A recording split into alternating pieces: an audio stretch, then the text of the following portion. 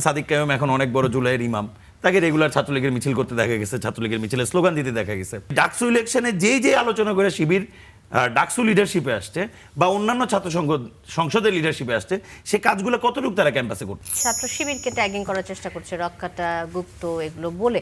এখন জুলাই বিপ্লবের পর সাধারণ শিক্ষার্থীরা একটা রাজনীতি সন্ত্রাসমুক্ত শিক্ষাঙ্গন চেয়েছিল, কিন্তু এখন গুপ্ত ট্যাগিং এবং গ্রাফিতি নিয়ে যে সংঘর্ষ চলছে বিশ্ববিদ্যালয়গুলোতে, তাতে সাধারণ শিক্ষার্থীদের যে প্রত্যাশার জায়গাটি সেটিকে আবার ধূলিসাৎ হয়ে যাচ্ছে কিনা, কি মনে হচ্ছে আপনার?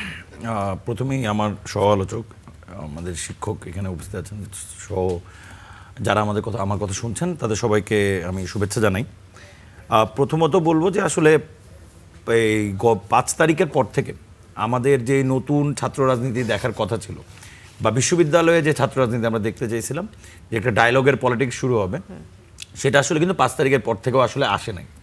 এটা আপনি নানানভাবে বলতে পারেন যে 5 তারিখের পরে আমাদের সিচুয়েশন পাল্টে গেছে। আসলে খুব একটা সিচুয়েশন 5 তারিখের পরে পাল্টায় নাই, জাস্ট সিস্টেমটার নাম পাল্টাইছে, সিস্টেমটার স্টাইল পাল্টাইছে। এখন যেটা হয়েছে যে মনে করেন যে আপনার ক্যাম্পাসগুলোতে তো ছাত্রদলের ছেলেপেলে হলে থাকতে পারতো না, বা বাম সংগঠন যেই কয়জন করে তাদের ছেলেপেলেও আসলে ছাত্রলীগের আমলে শেষের দিকে আর হলে থাকতে পারতো না লাস্ট 5-6-7 বছর। কিন্তু মজার বিষয় যে গুপ্ত নামটা যেখান থেকে আসছে, ছাত্র শিবিরের লোকজন কিন্তু হলে থাকতো। তাদের যেমন মনে করেন সাদিক কায়ুম এখন অনেক বড় জুলাইয়ের ইমাম, তাকে রেগুলার ছাত্রলীগের মিছিল করতে দেখা গেছে, ছাত্রলীগের মিছিলে স্লোগান দিতে দেখা গেছে। তার মানে তিনি হলে থাকতেন এবং বাকিরাও হলে থাকতো। তো হলে কি পরিচয়ে তারা থাকতেন, এটা খুবই গুরুত্বপূর্ণ। এখন 5 তারিখের পরে যখন আমরা দেখছি যে ছাত্র দলের একটা সাধারণ শিক্ষার্থী বা অন্য কোনো, যেমন আমার কাছে উদাহরণ আছে বিপ্লবী ছাত্র মৈত্রীর কেন্দ্রীয় সাধারণ সম্পাদক জুবেল, জাবির আহমেদ জুবেল, তিনি তার হলে উঠতে গেছেন 6 তারিখ। তিনি একজন বৈধ শিক্ষার্থী, ঢাকা ইউনিভার্সিটির রানিং শিক্ষার্থী, তিনি তার হলে উঠতে গেছে, ছাত্র রাজনীতি করে এই ট্যাগ দিয়া তার উপর মপ করা হয়েছে, তাকে হল থেকে বাইর করে দেওয়া হয়েছে রাত্রেবেলা। প্রচুর ছাত্র দলের ছেলেদের হল থেকে ট্যাগ দিয়ে বাইর করে দেওয়া হয়েছে যে এরা ছাত্র রাজনীতি করে, এদেরকে রাখা যাবে না। এখন মজার বিষয় হলো এই ট্যাগটা দিচ্ছে কারা? তারা হলো হল প্রতিনিধি, তারা হলো ব্যাচ প্রতিনিধি। 5 তারিখের পর থেকে যারা তৈরি হয়েছে, এই ব্যাচ প্রতিনিধি কে তৈরি করে দিছে? এই হল প্রতিনিধি কার মাধ্যমে ঠিক হয়েছে? এই যে ছায়া প্রশাসন তৈরি করে ফেলা হয়েছিল হলগুলোতে, এই ছায়া প্রশাসন কে তৈরি করছে? আপনি ছাত্ররা তার রুমে বসে কি করবে, তার রুমে কয়টা পর্যন্ত লাইট জ্বালাবে, সে কতক্ষণ পর্যন্ত গান শুনবে, কিংবা তার রুমে কতক্ষণ পর্যন্ত সিনেমা দেখবে, এটা ঠিক করে দেওয়া হচ্ছে। তার রুমে এসে নক করা হচ্ছে যে তুমি এটা এখন এই রাতের বেলা কেন গান ছাড়ছো। এখন বোঝা যাচ্ছে যে টেন্ডেন্সিটা কি, মানে কোন পলিসিতে যাচ্ছে। ফলে আমরা 5 তারিখের পরে খুব একটা উত্তরণের অবস্থায় যাইতে পারি নাই। এটা আমরা মুখে মুখে অনেক কথা বলতে পারবো, কিন্তু আসলে উত্তরণের অবস্থায় ক্যাম্পাসগুলোর রাজনীতি যায় নাই। সো ফলে রেশারেশিটা তো চলতেছিল, সিচুয়েশনের ওয়েট করতেছিল দুই পক্ষই। এক পক্ষ ছাত্র শিবির, যেহেতু হল থেকে শুরু করে ইউনিভার্সিটি প্রশাসন থেকে শুরু করে ইন্টারিম গভর্নমেন্টের আমলে জামাতের হোল্ড বেশি ছিল, তাদের লোকজন বেশি ইন্টারিম গভর্নমেন্টে ছিল, ক্যাম্পাসগুলোর মধ্যে তাদের লোকজন বেশি ছিল, ফলে তারা একটা সুবিধা পাইছে।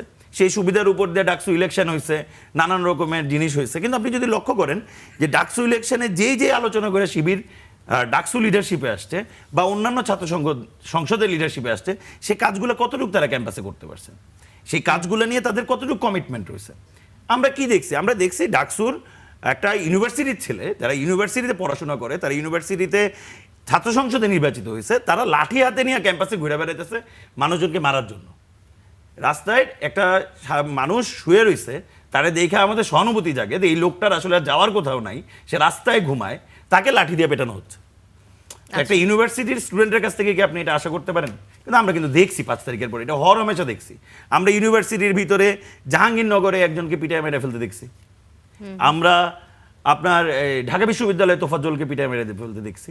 এই যে ভাই একটা আলাপ করলেন যে এই যে রক কোয়ার্টার বিষয়টা ট্যাগিং হয়, 2013 সালে রাজশাহী ইউনিভার্সিটির ছাত্রলীগ নেতা মাসুদ, যার পা কেটে দেওয়া হয়েছিল ছাত্র শিবিরের মাধ্যমে, ছাত্র শিবির যে ঘটনাটা ঘটাইছিল, সেই মাসুদ 2000 কিছুদিন আগে, সে তার পা নেই, ছাত্রলীগ করে না, 5-6 বছর 7 বছর যেহেতু হাঁটতে পারে না, তার মার জন্য ওষুধ কিনতে নিয়ে গেছে বর্তমান রাজশাহী ইউনিভার্সিটির মেবি জেনারেল সেক্রেটারি ছেলেটা আম্মার, সালাউদ্দিন আম্মার নামের, ও মানুষজন ডাইকায় না, ওকে মাইরা ওখানে পিটায় মাইরা ফেলছে।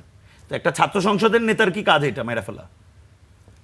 তার কাছে পুলিশের কাছে নিয়ে যাওয়া। এখন পুলিশ, তাই এই মাসুদের নামে কোনো মামলা নাই, আপনার কোনো অফিসিয়াল মামলা নাই, কিন্তু লোকটাকে মাইরা ফেলা হয়েছে। দেখেন সবকিছু চুপ, কেউ কথা বলতেছে না, এটা ছাত্র সংসদের নেতা।